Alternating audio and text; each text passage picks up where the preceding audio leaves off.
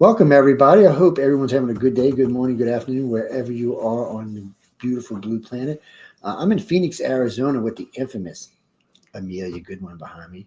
Amelia, Oh, did Emily. I say Amelia? I apologize. Y'all don't slap me because Amelia's in my brain because she's in a bad doghouse right now. And You love Amelia. She's I a love sweetie. Amelia. I do. She knows that. I worry about her too. She's crazy. And anyways, the infamous Emily Goodwin and the nice sweet guy John Goodwin. So evil sweet, evil sweet. You ever see the picture from New Orleans with the angel and the devil? She looks just like the girl who plays the devil girl. What? With the ears and stuff. Yes. You never seen that poster? It's a great poster. Yeah. So it'd be like John standing there on each side. There's one girl that's dressed as an angel, or girl dressed It's as nice a to devil. see you too, Joe. But they're the same person. See, they're the same person. Anyway, guys, we're just teasing around. Emily and John Goodwin, y'all should know them from Writers of the Future. We do a lot of work with them on and off. I'm in Phoenix with them right now. We just wrapped up a recording session. All of it's available for y'all to look at right now. Will be available for good and until we start moving stuff around because it may one day get turned into one piece. But right now, the piece we just played before this, you'll get to hear on Friday night. It'll play, and then again you'll hear it on Saturday in the last quarter hour of the Saturday show. We're going to reserve for what we just played here, so you can listen to it that way as well. It's an interesting clip. Some people might like it, some people might not like it. That's entirely up to y'all. We don't tell you what you can like and not like in this work. Y'all know Well, some people don't think it's possible to be happy. Yeah, well, yeah, a lot of people don't think it's possible to be happy. If y'all been overseas lately, oh my God. I'm always happy. So I don't know to tell you people it's unhappy. Even when I'm unhappy, I'm happy, man. It drives my enemies and my friends crazy. So it's you gotta enjoy life. Life is this long, people. Okay, and now it's.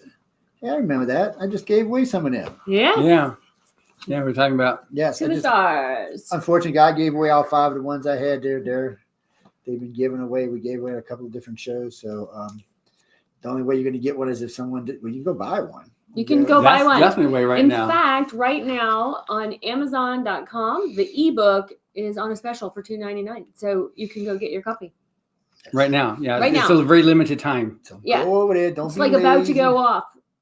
This is not a sales advertisement, but you should go get your copy. Yes, go get it while you can. Because look, if not, it's going to go back up. I mean, on the inside cover, it said it was $30. I could get it now and be done with it. It's an easy start. To the stars. Yes. Go read it, check it out. Well, that's an audio, so you can actually listen to that. It's I love audiobooks. I know it's my favorite. The reason why we're doing this thing right now is because this is the 75th anniversary of To the Stars. It was February of 1950 that L. Ron Hubbard published this and wrote it in Astounding Science Fiction, and it's the book itself. I'm just going to read a little bit of the description on it because it is so cool. Jerry Purnell, who an amazing author, hard science fiction author, says it's the best. He said it's the best book that's ever been written in history of mankind. I mean, he definitely liked it. It's set in an uncertain, strife-torn future when the first starships of man are traveling across the galaxy, but not without extracting a terrible price from their crews. The novel's thought-provoking opening line, "Space is deep, man is small, and time is his relentless enemy," powerfully captures the challenges facing the brave men and women of these vessels. People must give up their former lives to explore space as entire generations and whole societies come and go on Earth.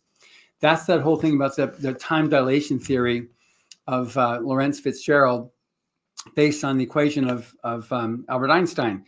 As mass approaches the speed of light, time approaches zero. So according to Einstein, you can't go the speed of light because then everything just freezes. Time becomes zero at that point.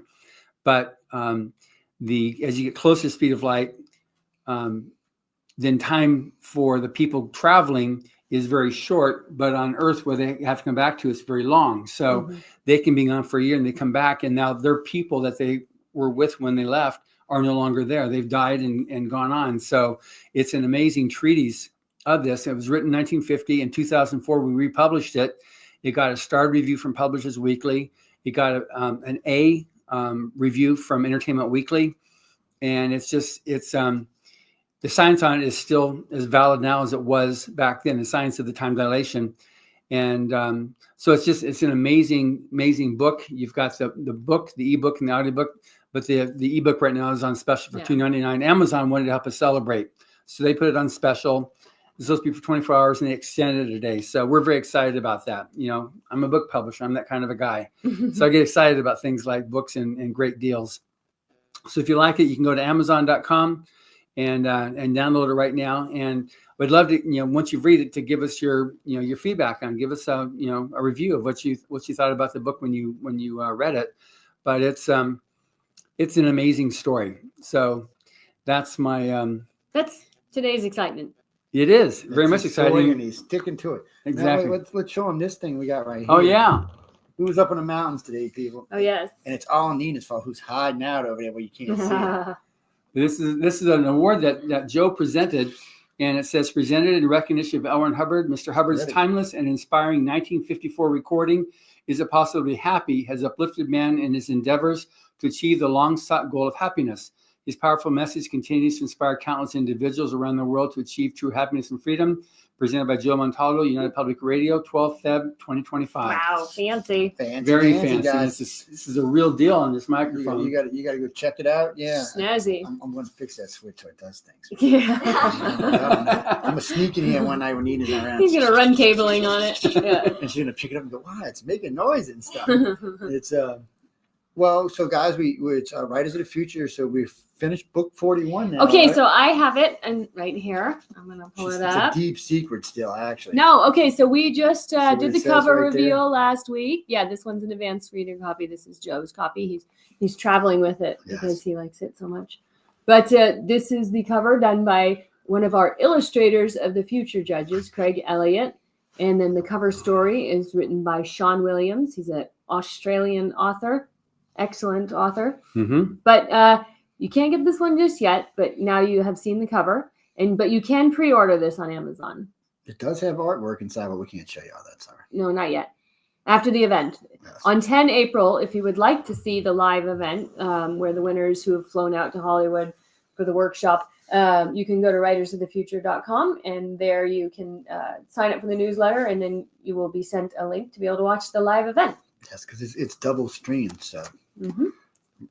no, I Oh, you can watch it on your show too, right? Yes, well, I stream it a little bit differently because I'm actually in the fray with everybody's in their face and stuff, and it's Mhm. you know, and it's not streaming off of this. People, it's usually streaming off of one of the phones. Actually, I think it's on the iPad. It streams off of because I need to get inside with everybody, and it's easier to show pictures on the pad than it is a laptop. It's a lot of fun. A lot of crying goes on. Y'all should be sure to check it out. And if you like seeing people cry, there can be a lot of people crying. There's a lot of emotion. Yes, it's but happy it's emotion. Happy cry. Yeah, I was gonna say it's happy cry. Let's Not- qualify that, please. Yes, it's happy crying. It's a lot of fun, a lot of smiling, a lot of giggling, a lot of crying. It's all good stuff. It's not bad stuff. So be sure to come check it out. There are other ones, past events that are still available. Mhm. You can catch everything that we don't have. You can get over at Writers of the Future, and there'll always be. Usually, if I'm in town, there's always going to be two versions. There'll be their version, our version. They're always going to be different because I got a big mouth, like to get in trouble, and and I'm harassing people while they're crying, which is even more fun.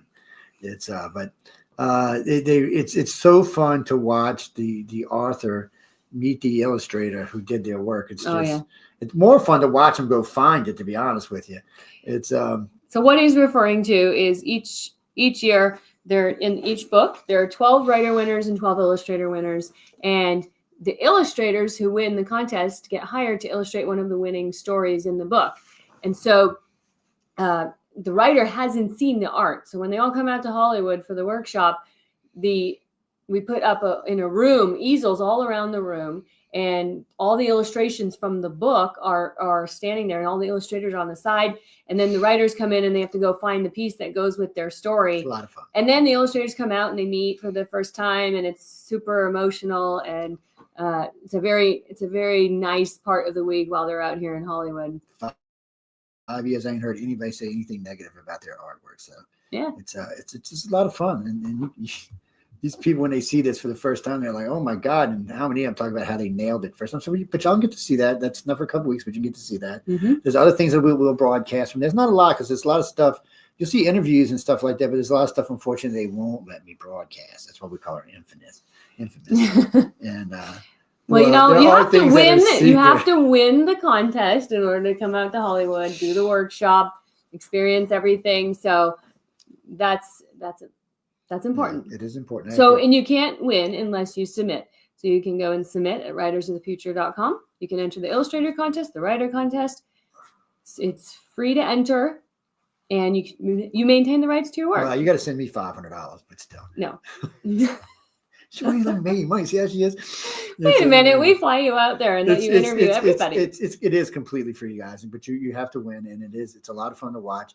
And as far as I know, you're not too young to win, and you're not too old to win. I've seen them as old as 70 and as old as 15 young. 15. We had an illustrator. I mean, yeah, I've seen people win first year. People take 36, 40 times to win. It's up to you, really. You just listen to what they're telling you when they send you stuff. It'll make it a lot easier to win. Because I've talked to a lot of the authors and illustrators now, and I noticed the ones who took the advice seem to win faster. Because some people get advice. Just saying. I'm just saying, because some of them seem to get advice and maybe not pay as much attention to it as they should. And y'all gotta meet Joni. It's she's the one everybody wants to know, because she's the one at college and says, "Guess what?" Word. Guess what? Too bad. She's always sweet. She's always absolutely just sweet. I have yet to hear anybody say anything bad about Miss Joni ever. And even I don't pick on her. You know that's something. And I do like her. She's a sweetheart. But you shouldn't submit people. I mean, it's a great event. You'll have a lot of fun. You're going to learn more. And you'll have to spend 2 years in school to learn what you can learn in this 1 week. And all the judges are approachable. And I tell this to the winners every year.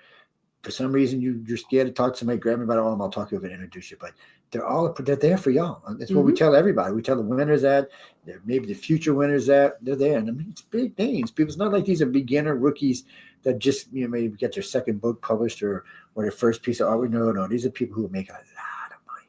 We ain't gonna mention no names. You'll have to find that out for yourself. But there's some big Hollywood movies connected to some of these, and I know a couple of them who do artwork for the NFL and other big places besides that. So all I can tell you, you want a career, win. That's right.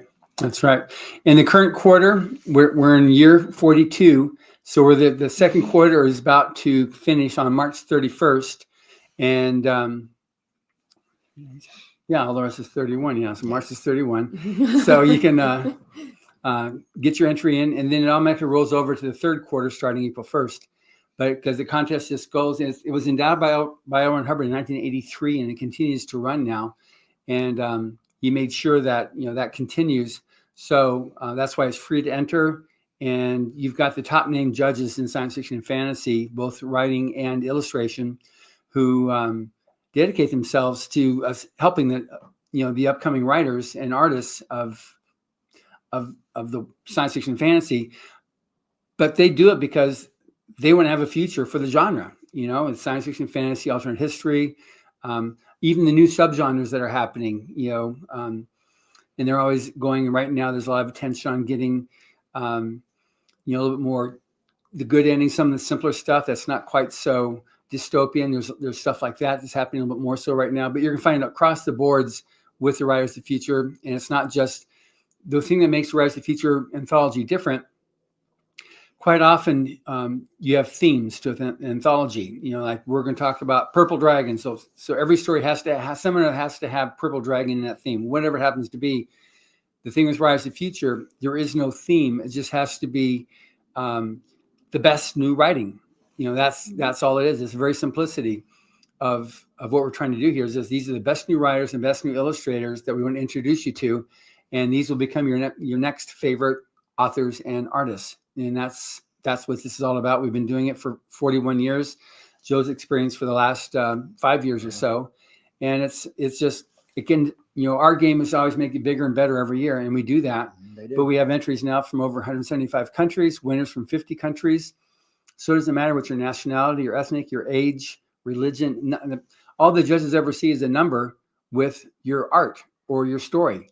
So I've seen them flying people from Australia. Yeah. God, yeah. Take a boat. New Zealand. Yeah. That's right. One year we had 2 winners. One year we had 2 winners from Australia, and wherever you're from, you're flown. Especially one named Chris. He's really. Oh yeah. No, from Australia. I got a lot of friends in Australia. I'm just picking. Yeah.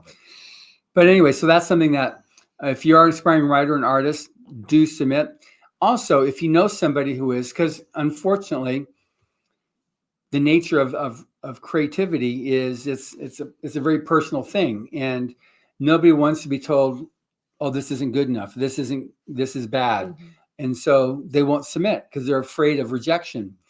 One, you do have to learn how to get a thick skin just if you're going to be in the Yeah. arts. But two, the judges don't know who they're judging. So even if it is you're low on the learning curve, the judges only ever see a number. So they don't know who you are. And even if you keep on submitting at the point where they find your name, obviously you're good enough then to be a finalist and win the contest. So you've got nothing to lose and everything to gain.